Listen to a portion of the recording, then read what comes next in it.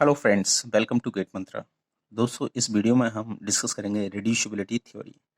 Reducibility theory का मतलब ये है कि अगर किसी प्रॉब्लम का सॉल्यूशन आपको नहीं पता है तो उस प्रॉब्लम को रिड्यूस कर लीजिए जिसका सॉल्यूशन आपको पता है। तो आप इस तरह से आप उस प्रॉब्लम का सॉल्यूशन निकाल सकते हैं। देखिएगा, रिड्यूसिबिलिटी थ्योरी क्या कहता है कि P1 एक प्रॉब्लम है, एक प्रॉब्लम P2 प्रॉब्लम है, और P1 प्रॉब्लम का सॉल्यूशन आपको नहीं पता है लेकिन P2 प्रॉब्लम का सॉल्यूशन आपको पता है। तो P1 का सॉल्यूशन आप नहीं निकाल पा रहे हैं, लेकिन आप P1 को P2 में रिड्यूस कर सकते हैं with the help of polynomial time algorithm. अगर आप P1 को पॉलिनोमियल टाइम एल्गोरिथम में P2 में रिड्यूस कर लेंगे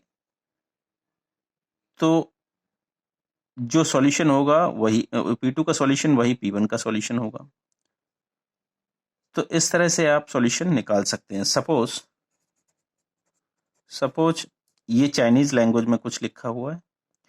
क्या आपको ये चाइनीज लैंग्वेज आपको अगर नहीं आती तो क्या आप उसका मीनिंग निकाल सकते हैं? नहीं। लेकिन अगर इस तरह का कोई प्रोसीजर हो कि इस चाइनीज को अगर आप इंग्लिश या हिंदी में कन्वर्ट कर लें पॉलिनोमियल टाइम एल्गोरिथम के अंदर, तो ये जो इसका मीनिंग होगा वही मीनिंग तो इसका होगा।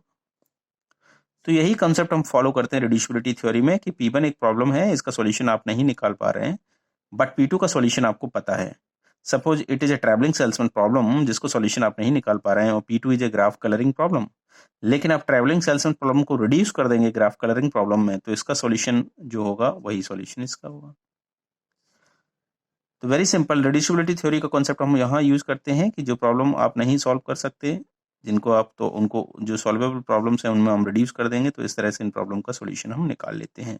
जैसे चाइनीज में कोई पैराग्राफ लिखा हुआ है, आप उसे नहीं समझ पा रहे हैं, लेकिन चाइनीज को अगर आप हिंदी या इंग्लिश में कन्वर्ट कर देते हैं तो इसका जो मीनिंग होगा वही मीनिंग इसका होगा। इस तरह से आप प्रॉब्लम को सॉल्व कर सकते हैं।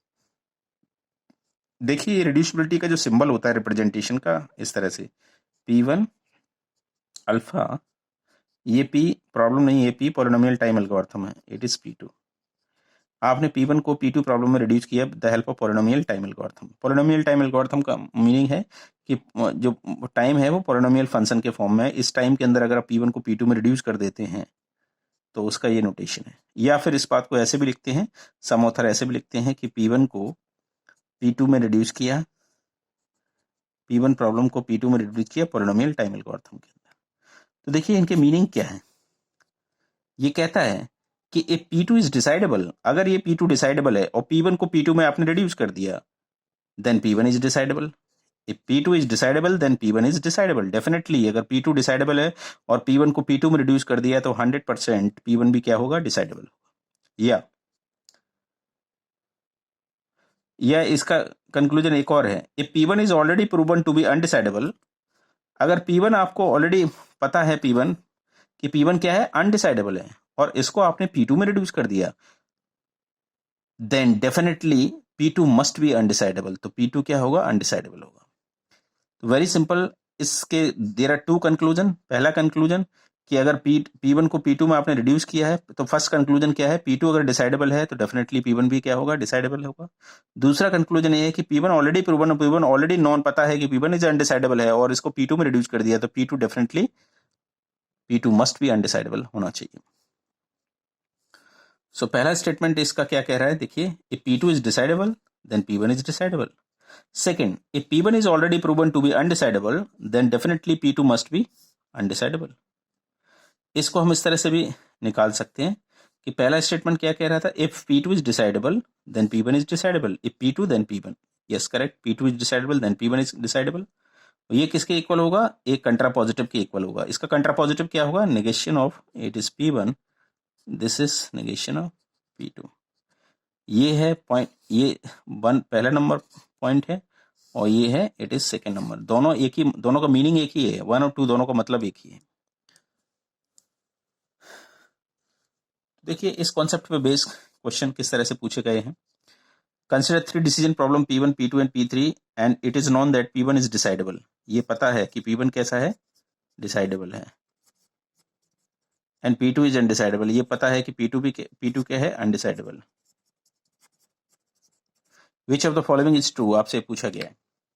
सो P3 is decidable if P1 is reducible to P3, P1 को P3 में रिड्यूस कर दें तो P3 डिसाइडेबल होगा। P3 क्या है?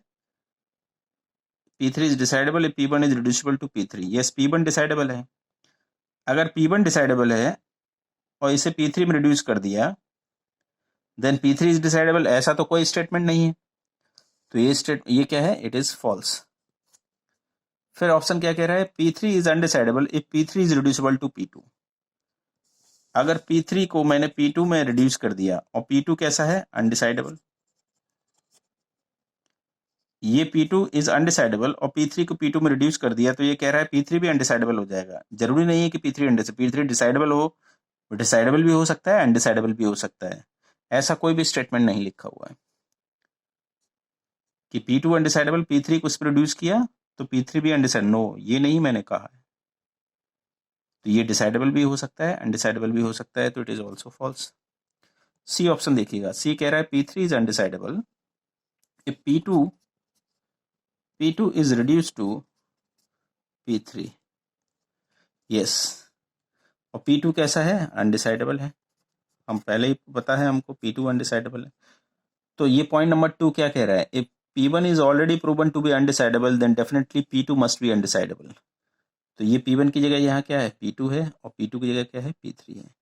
तो ये अनडिसाइडेबल प्रॉब्लम इस P3 में रिड्यूस हो रही, तो P3 मस्ट बी अनडिसाइडेबल होना चाहिए गारंटी से। सो आंसर इज सी, ये ट्रू है। P3 is undecidable if P2 is reducible to P3।